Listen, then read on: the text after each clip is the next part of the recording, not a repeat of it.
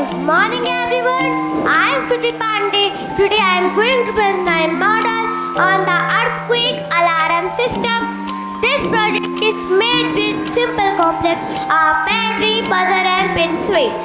Good morning everyone. My name is Diksha Singh of class 4th. I am going to explain the working of our project. The working principle is very simple. Under normal condition, the switch remains open and the buzzer stays silent, but when vibration occur like during an earthquake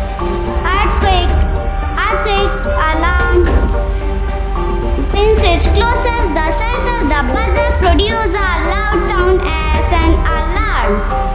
This model shows how people can be ultra quickly during an earthquake. The system are used to save lives by giving early warning. Thank you.